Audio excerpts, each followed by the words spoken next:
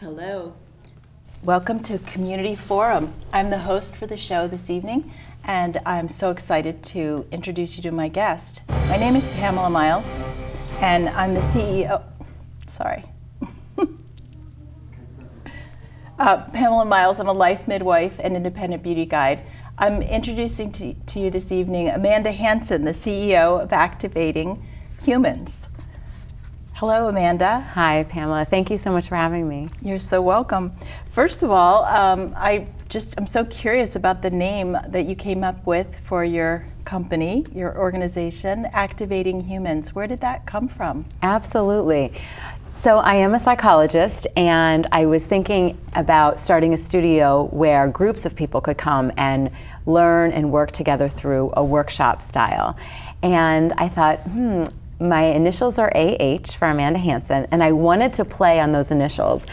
I also have been told by people for many years in my life that when I have an idea, it seems as if it goes from idea to actuality very quickly. So they've always called me the activator, friends and family. So I started playing around with words and ideas and thinking, Amanda Hanson, Activating Humans, because I do feel as though I've always had a way with helping people kind of discern where they are in their lives, kind of push away the noise and all the distraction and really get them moving along on the journey in their life. So it's Amanda Hanson, Activating Humans. That's how it came to be. I love it. That's so great. Yes. I did notice that about what, you're psychologist, activist, humanitarian.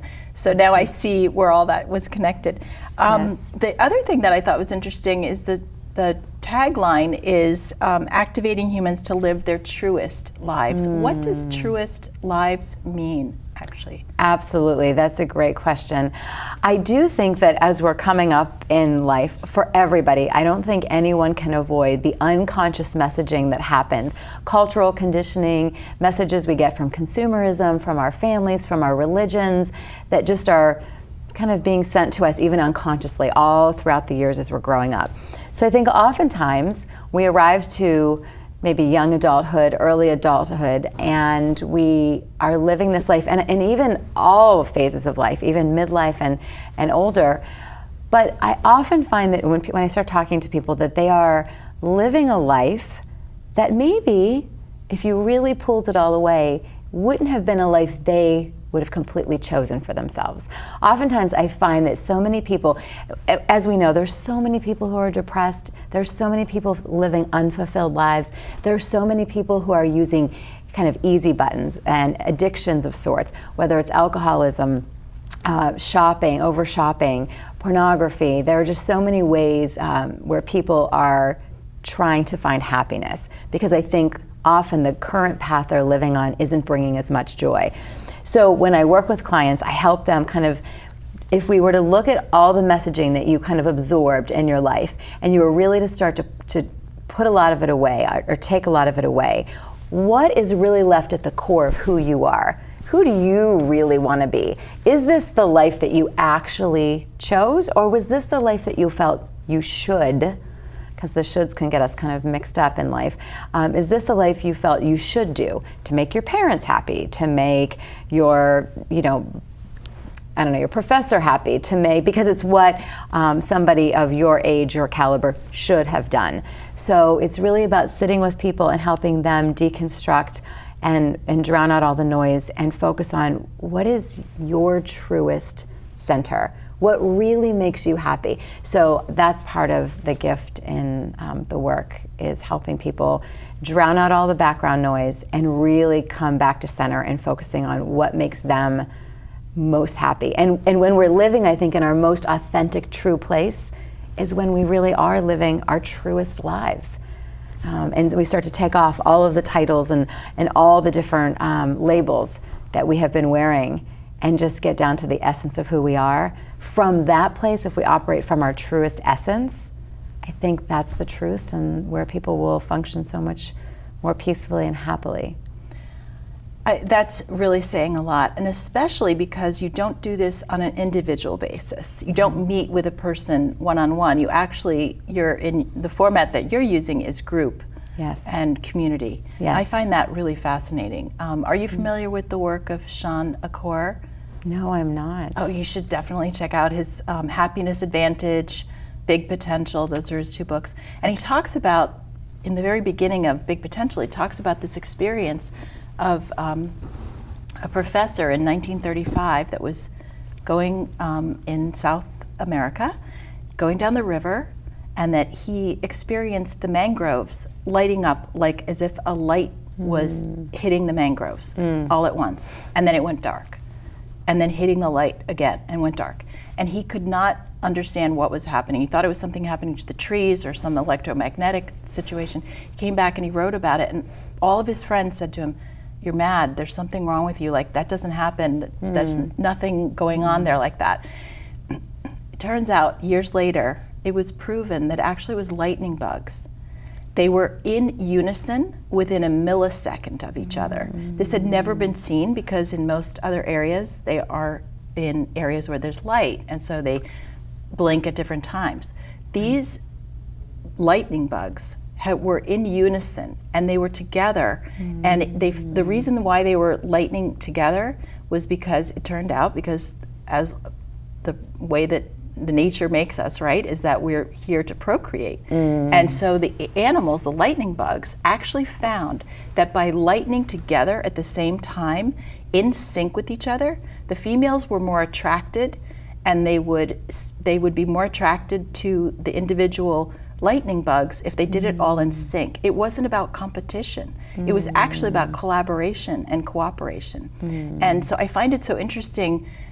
And years later it was proven, and he went on to be acknowledged that his work was really phenomenal because he had seen something and he had talked about it, and it was later scientifically proven to be actually more advantage to the lightning bugs in that dark area to be seen together and to light up together, and that by shining brightly as individuals, they actually attracted more females, 82% compared to 3% when they did it not in synchronicity.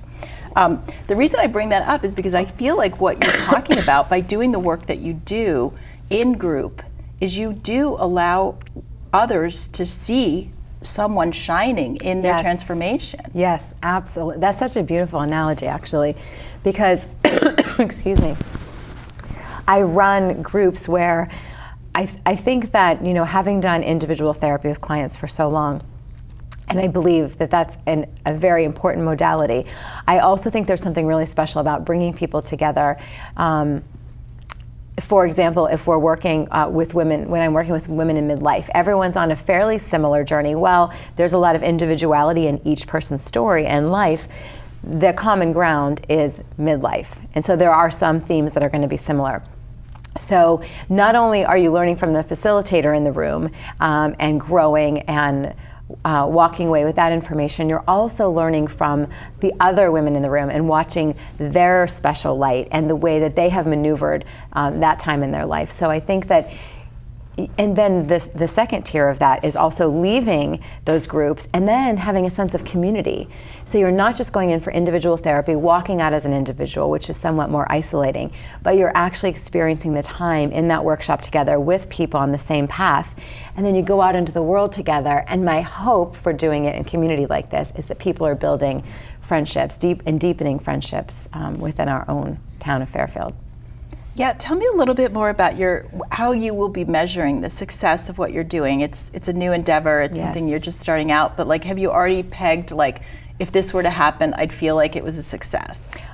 For me, the highest rate of success comes from the feedback I get from clients, which is happening every day. So just the beautiful letters and the emails once they've gone back home and maybe processed some of the time that they had in the workshop. And when people, to me, the success always comes when they refer friends. So when people are going home from my workshops and referring their friends back to my studio, I know that for them to bring a friend into this space to do a personal journey and growth means that the work really impacted their lives if they're telling their friends and their family about it. Absolutely, yeah. And tell me a little bit more about what it must be like to decide to do this in your community. Has there been any resistance? Are there people that don't understand what you're doing and don't understand the concept? Absolutely. I think anytime there's something new, people hesitate initially. I think the first ones to come through the door, I've been open for just a week and a half now, and I think the first clients to walk through the door are sometimes the bravest ones. They're willing to jump in and not be completely sure. But I think I've created a space, I'd like to think, that is very sacred and where we honor each person's individual experience. And I think that it feels so inviting and warm and honoring that most people are having a really great reaction. And as a matter of fact, people are leaving telling more people, which is, you know, why the business so quickly is having such a great response. But resistance, no, everybody has been really, really open arms and excited that something like this exists in our community. That's awesome. Yes. I don't know if you're familiar with the work of James Cohen. He's a psychologist working at the University of Virginia. Are you familiar with his work Yes, in I am. empathy? Yes, yes. So I was wondering if that was something that you also might approach in your work with, because of working so closely with people and wanting to get this community essence. And what James talks about in his neuroscience, actually imaging data of the brain, is that actually when people do work together, Yes. they actually take on and are able to see things and feel more empathy for each other for what the hardships that they're going through. Is that something that you've... Absolutely, absolutely. I'm so sorry. I would absolutely agree with that. I think that in the women's group in particular, there have been a huge range and variety of things that women are going through, and they all seem to be able to show up and continue to support one another and be there for one another in ways that I could have never even imagined. Yeah, and they're forging these unbelievable bonds. So I do think people are able to tap into maybe what somebody else is going through, even if they haven't had the exact same experience, and really be there for them to support them through it. Yeah, Definitely. He talks about actually the experience of even holding hands, that when there's a connection of holding hands with someone, that there is an experience that gets transmitted, and it's actually something that changes the brain waves. I believe that. And so it's the simple act of holding hands with a friend. Yes. Being there beside a person, and that there can be such a connection. And that's the kind of thing that I see that, you know, by coming together in groups that you're able to foster. Absolutely, and I do believe that you feel that warmth of the person next to you, and you feel there is a difference than just sitting across a room and sharing an instance or something that's going on. But I do like to bring people together and really that next level of community and connection and the vibration and the energy of everyone in the room holding that space together. Absolutely. Is really important. Yeah.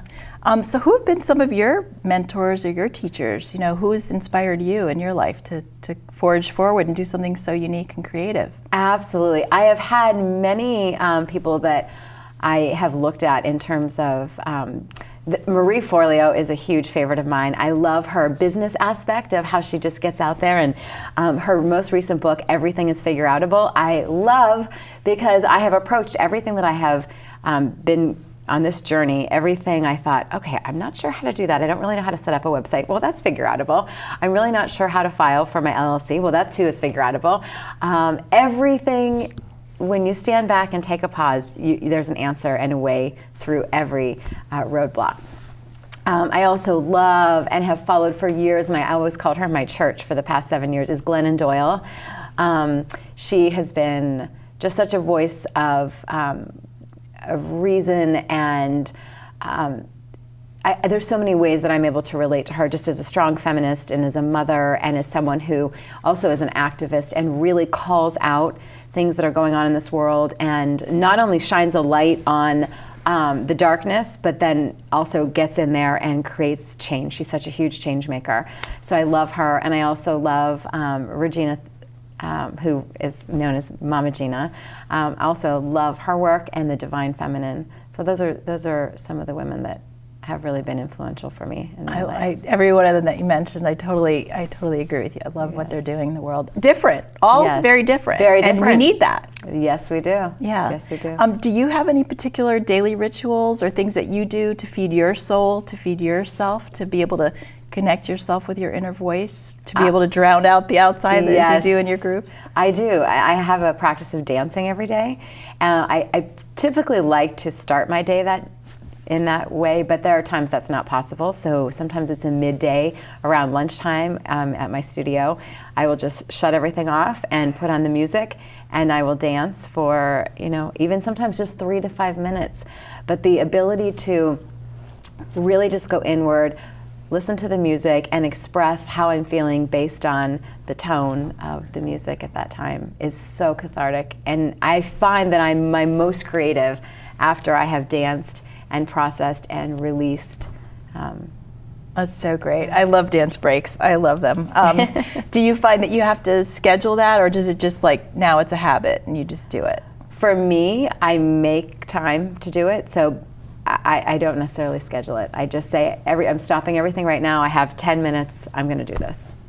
Yeah. And is that something that you've taught your kids, or that you've handed down to them to encourage them to do that? I don't necessarily know if they're doing it on a regular basis, but we are definitely a house where there's lots of music and lots of dancing. Yeah, I think that's something that's so, I just love the idea of doing that with my kids and my grandkids. It's so much fun. So fabulous. Yeah, yes. Yeah. It's so good to remind us to get into our bodies, that our bodies are really such beautiful temples and something to take really good care of. And movement is so connected. Movement in the mind and movement in the body, it's connected. Absolutely. Yeah. There's another really great person, Erin Stutland.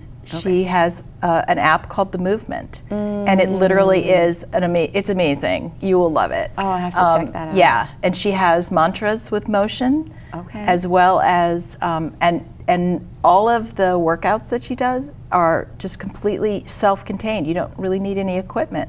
So they're perfect. You can travel with them, all different lengths of movement and music, all different music.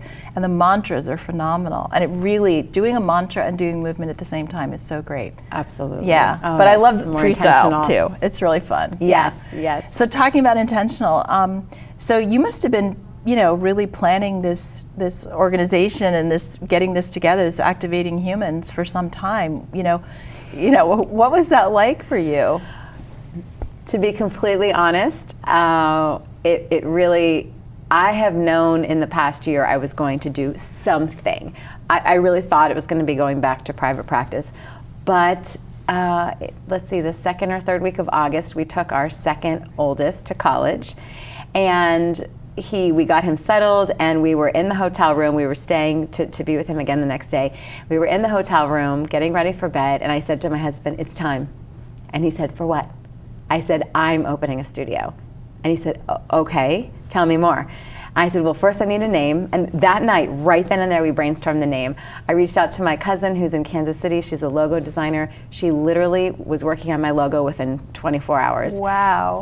From the time that I spoke those words until the time I opened the doors to have my first launch party was 7 weeks. You are an activist. Now I get it. Yeah, I don't let much grass grow under my feet. No, that's fantastic. I just knew. And I had been running a group out of my home for almost a year with 32 women. And so I just knew it was time to do this on a larger scale. That's phenomenal. Yes. Do you think that there are people out there that, something you could say to the people out there that might be inspired by the fact that you just started it and just did it with an idea? What could you say to them to inspire them? I could say that in the past year, when I have kind of been thinking about what will be my next thing, the only thing that ever kept me from taking an idea to the next level was fear. Fear of failure, fear of what will everybody think if it's a big flop, fear of what if it's not a success, what if nobody comes, what if nobody cares? And then when I finally said, and what if people do? And I drowned out the fear and I just went forward, because I knew that a life where I never really actualized a dream, because this is something that I've been thinking about, if I hadn't actualized a dream, that to me would be so sad. So I was willing to put myself out there, be vulnerable, start a studio in my town, and there, may be a chance that nobody's interested, no one comes. Thankfully, that's not been the case, but it was really fear that was getting in the way of initially allowing me to start living into this. Do you think what you've done is duplicatable, and that maybe someone might hear what you've done and might be interested in doing it in their community? I mean, absolutely. I absolutely think it is, most definitely. If you have a passion for people and you have a passion for helping activate people to live an even bigger, beautiful, brighter life, I think it's definitely possible, most definitely. And what are some of the topics that you cover? Absolutely. So I have a group for couples, I have a divorce group, I have teenage girl groups, teenage boy groups, I have college age groups for guys and girls, I have groups for women in midlife, I have a sensuality group for women, and I think I did one on gratitude and thankfulness with Thanksgiving coming, and I have one called Modern Motherhood and the Trap of Perfectionism in this world where we're living, especially in the Pinterest age world, where mothers, especially new mothers, feel so burdened to do everything right and everything perfect all the time is really a crisis that I'm seeing. And I also have a group for mothers who have children who have special needs, and it's called When Motherhood Takes a Detour. So how do you manage motherhood when you're given a child that you didn't necessarily plan would be on your path? You are really covering a lot of bases. Do you find that the themes, there's a lot of like a similar thread through the themes, so that your background, your knowledge as a psychologist, and you're able to address a lot of things that are common for people? Absolutely. I think that one, just having the people all together in a room who are dealing with something similar, the connectedness is so invaluable. I keep hearing people say over and over again, gosh, it feels so good to know I'm not alone in this. And also in the age of everyone presenting as perfect and having everything figured out on social media, this is a chance for people to come together, remove the veil, and say, in reality, I don't have it figured out. It isn't perfect. It's really hard. And just you can even see it in people's physical stature and their shoulders, and just kind of the easing into the chair, knowing that they're in a space where they can admit that it is hard and that it's not perfect and they don't have it figured out. And I think that if you're able to provide people a sacred space to even say that, it's half of you're halfway there. You're halfway there. Absolutely. Yeah.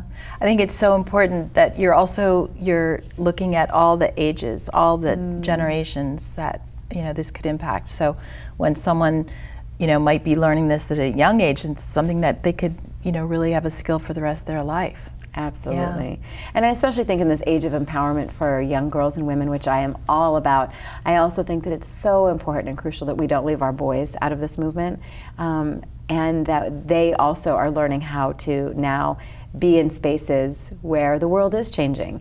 And how do we bring them along for the ride? Because if we're only empowering girls, young girls, and we're not working with boys on how to meet those empowered girls and how to deal with that, I think that it's only half of the puzzle. So I'm really adamant that while we work with young girls, we also work with young boys. That's so wise. That really is so smart. It's true. We all, when evolution is for all of us to be a part of. Yeah. We don't want to leave anybody out. That's right. Yeah.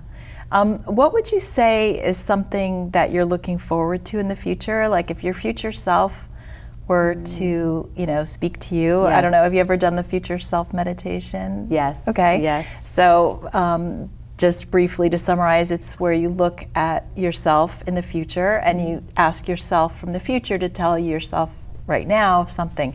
What would your future self say to you about what's going on right now and what you're doing right now?